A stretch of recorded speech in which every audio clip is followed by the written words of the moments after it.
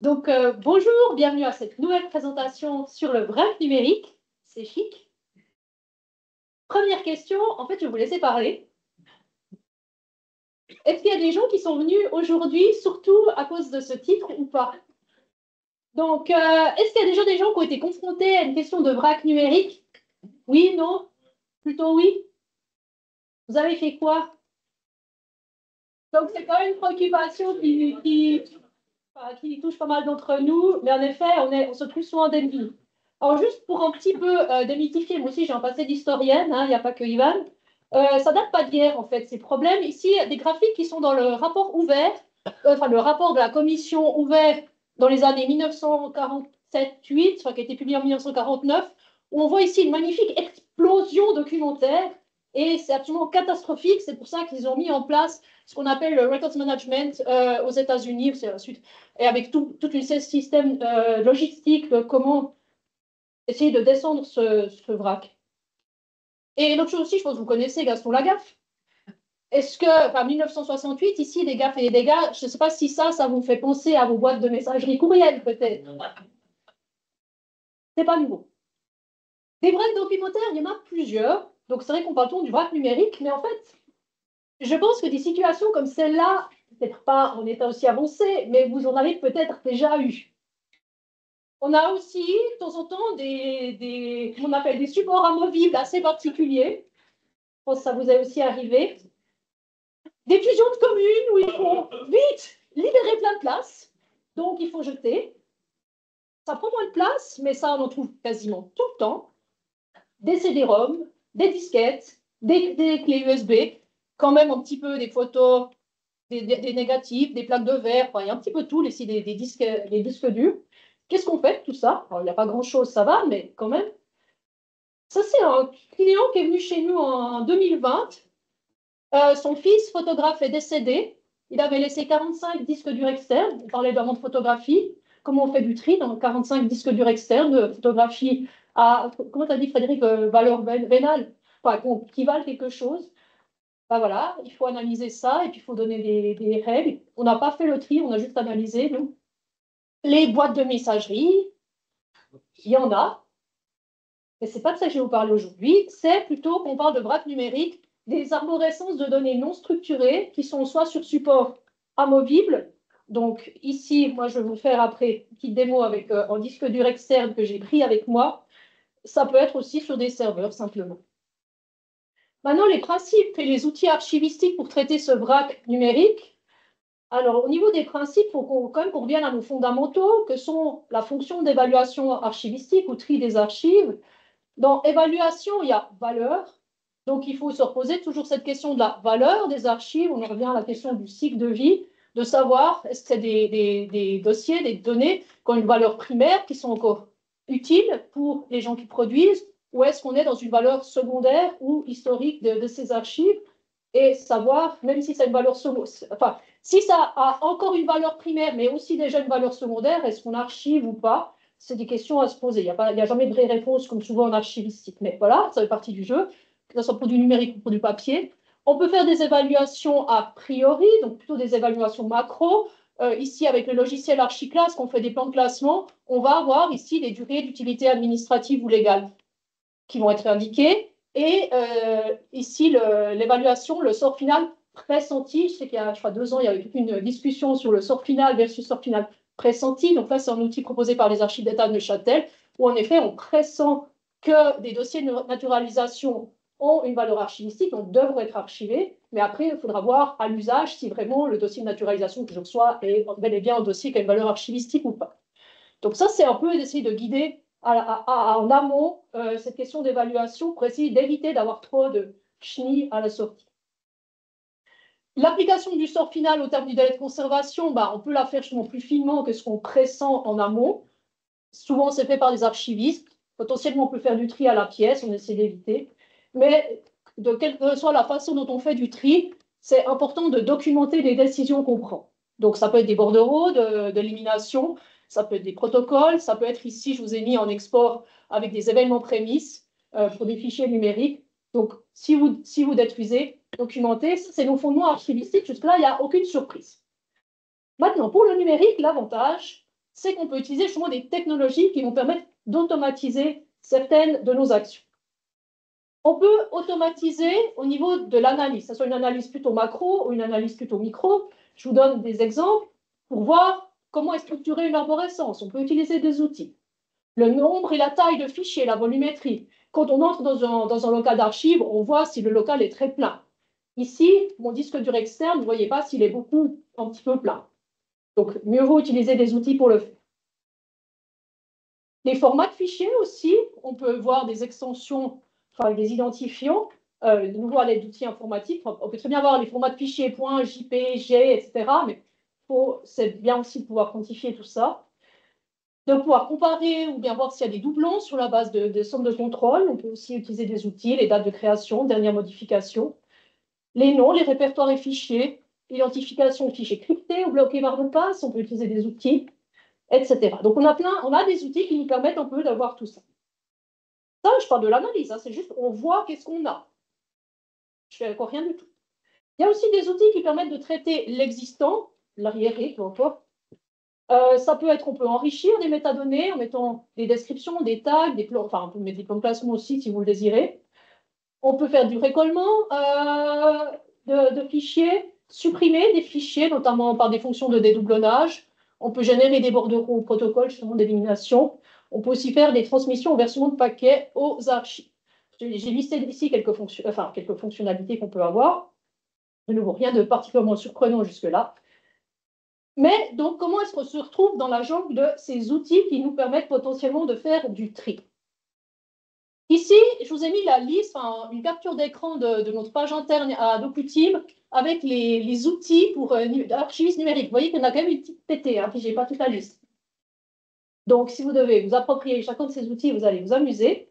Ici, je vous mets aussi, si ça vous intéresse le sujet, Denis Bussard a fait il y a 2 ans son travail de master à la Haute École de Gestion à Genève sur outils et méthodologies pour le tri archivistique de supports de données complexes. Il a pris l'exemple de la Cinémathèque suisse, je crois 2 disques externes, sauf erreur, et il a analysé 11 outils sur les phases de arborescence, récollement, dédoublonnage, comparaison, pour voir quels étaient les pour et les contre. Si vous hésitez sur un outil, lisez son travail. Vous allez peut-être être déçu parce que l'outil magique n'existe pas. Donc, de toute façon, il y aura plusieurs outils à faire. Il y a aussi des démarches qui sont plutôt liées à la numérique forensique, donc liées plutôt à la recherche de preuves dans le cadre de policiers. Donc ici, un exemple d'un logiciel autopsie donc, qui va analyser, mais sans impacter vraiment les données. On peut utiliser ça aussi pour des médias sociaux, par exemple, donc pas que pour du vrac sur support. Je ne l'ai jamais utilisé, hein. Je vous mets juste la capture, je ne sais pas comment est-ce qu'il fonctionne derrière. Mais voilà, pour dire, il y a quand même beaucoup de choses. Donc aujourd'hui, qu'est-ce que je vais faire avec vous? On va faire 2 démos. Moi, je vais vous montrer un logiciel qui n'est pas de Qtime. Il s'appelle Archifiltre. C'est un outil qui est développé en France par une sorte de truc gouvernemental qui n'est pas tout à fait, enfin une start-up gouvernementale, je crois que c'est le titre. Vous pouvez le télécharger à cette adresse ici, hein, si vous voulez faire vous-même votre une sorte de bise. On ne va pas faire du tri, mais ça permet de diagnostiquer une arborescence de fichiers. Et l'autre outil, ça sera Yann qui va faire. On va utiliser DocUtile Contexte pour un usage qui n'avait pas du tout été prévu à l'origine. DocUtile Contexte sert à faire des descriptions d'archives. En fait, on peut aussi l'utiliser comme outil de pilotage de l'existant. Je vais, donc mon rack est ici. Juste que je trouve le bon port USB. En fait, avec vous, Ismaël ne va pas être surpris, on va trier Armido. Donc, j'ai ici mon disque dur externe. Et puis, en fait, j'ai récupéré, pour la petite histoire, j'étais au comité de rédaction d'Arbido. Arbido avait tous ses documents sur une Dropbox qui se présente un peu comme ça. Donc, bon, c'est bilingue, mais voilà. Où on a potentiellement ici, dans les numéros, archivé l'inarchivable, là où William a fait une contribution. Par exemple, voilà, ça se présente comme ça. Il y a des articles qui ont été reçus avec des emails, avec du Word, avec plein de choses. Il y aura des photos ici, il y a aussi du film. Voilà. Donc voilà, une arborescence tout à fait classique. Donc, je peux m'amuser, là aussi j'ai aussi mis, juste pour le fun, les messageries, ma messagerie que j'ai récupérée, et puis des couvertures d'Arbido qu'on avait numérisées.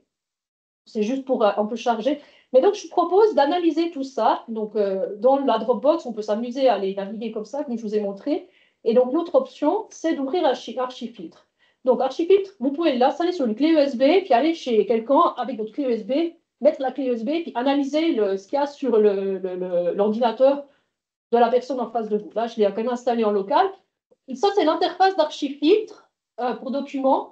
Vous voyez qu'on peut, ici au milieu, glisser ou déposer en répertoire ou en fichier JSON. Moi, je ne vais pas prendre en fichier JSON, je vais prendre en répertoire. Donc, je vais aller chercher mon répertoire de Arbido. Je le glisse ici. Et il va me faire un petit travail dessus. Vous allez voir que ça va prendre assez peu de temps. Donc, il a analysé 3,3 gigas de données relativement vite et ça se présente comme cela. On a ce qu'ils appellent des stalactites. Donc, on peut naviguer en fait dans l'arborescence de ce que j'ai balancé pour analyser, où on voit qu'ici, donc ça c'est le premier niveau, attendez, j'ai le pointeur. Ici, on voit que c'est Arbido copy pour tri. Ici, si je descends d'une couche, là, je suis dans ma Dropbox. Donc, ma Dropbox, elle va contenir tout ça. Ici, c'est plutôt ce qui est messagerie. Et on voit qu'il y a différents niveaux ici. Donc là, on voit la partie ici, c'est la masse. C'est combien ça prend enfin, le classement, si je reviens peut-être ici, c'est par volume. Je pourrais aussi classer par date ou alphanumérique. Et la pondération aussi, c'est aussi par volume. Je pourrais aussi faire une pondération par nombre de fichiers. Là, on voit que par nombre de fichiers, la messagerie ici prend beaucoup plus de place parce que j'ai beaucoup plus de courriels, mais qui sont beaucoup plus petits. Moi, ça m'intéresse plutôt la pondération par volume parce que ce qui m'intéresse, c'est peut-être d'aller supprimer les gros volumes qui consomment peut-être plus, en tout cas dans la démarche que j'ai ici. Et on voit aussi qu'ici, il y a un tout petit truc qui n'a que 5 documents, mais qui sont assez gros parce que c'est TIFF, enfin, c'est couvertures que j'ai numérisées en TIFF. Donc, ce n'est pas beaucoup de fichiers, mais ça pèse quand même pas mal sur mon disque. Donc, voilà, ça, c'est un peu cette interface. On voit aussi ici l'équivalent CO2 par année. On voit aussi qu'il y a 8 fichiers compressés, donc j'ai 279 dossiers. La définition de dossier peut varier. Les dates extrêmes aussi, c'est des dates qui sont liées au système informatique. Donc, 5189 fichiers. Voilà, ici, là, vous voyez qu'il a une couleur différente. Celui-là, en fait, c'est juste un fichier, mais qui est relativement gros. Il prend 4% de l'espace. Il pèse 134,7 mégabytes, parce que je crois qu'il a mis des images dedans. Si je clique, il le fait. Ah, voilà, il le fait. Vous voyez que ça a changé ici, donc 134,7. Il y a un hash ici, selon la fonction de hachage MD5, si vous connaissez les fonctions de hachage. Vous voyez aussi le type de document ici, c'est un document Word, simplement, avec une date de dernière modification de 2001. Et puis, donc, le fichier de Lionel pèse 1,53 grammes de CO2 par année, donc je le garde sur ma Dropbox. Donc, ça, c'est l'interface. Qu'est-ce qu'on peut voir encore? Toujours ici, là, je vois qu'il y a un truc gris. En fait, on voit qu'ici, c'est un Swiss Transfer, donc vraisemblablement en zip, qui a des images. Et on voit qu'en effet, dessous, j'ai encore un gros fichier TIFF, et puis ici, un autre plus petit.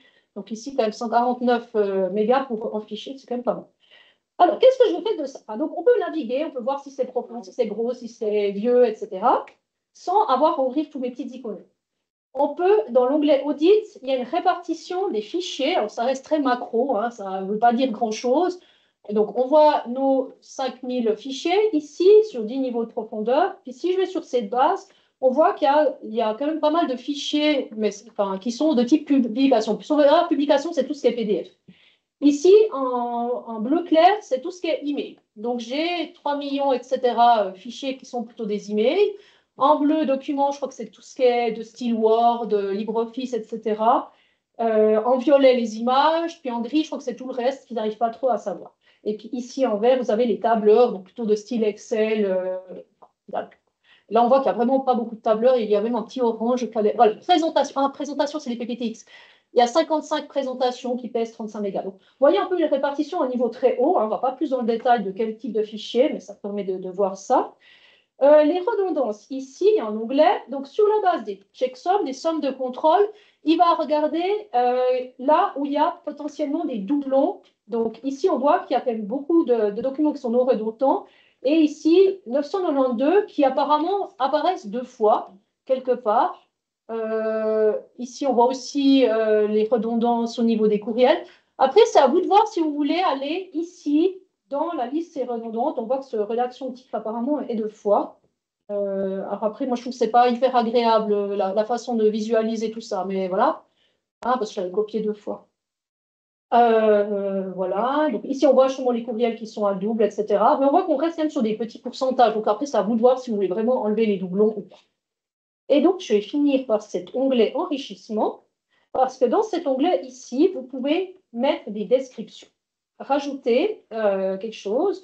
Alors, soit vous pouvez mettre des descriptions récupérées de Dropbox en 2022. C'est ça. On voit qu'il y a, enfin, vous pouvez faire aussi des trucs plus généraux du style carnaval ou des trucs comme ça si vous êtes intéressé par d'autres thématiques. Mais ici, surtout, moi, ce qui m'intéresse, c'est le tag éliminé. Donc là, le récupération de Dropbox, vous voyez qu'il est venu en bleu. Moi, je vais vous mettre des tags éliminés parce que c'est ça qui m'intéresse. Donc, notamment les couvertures Arbido. Je n'ai pas envie de les avoir ici, ce n'est pas le but.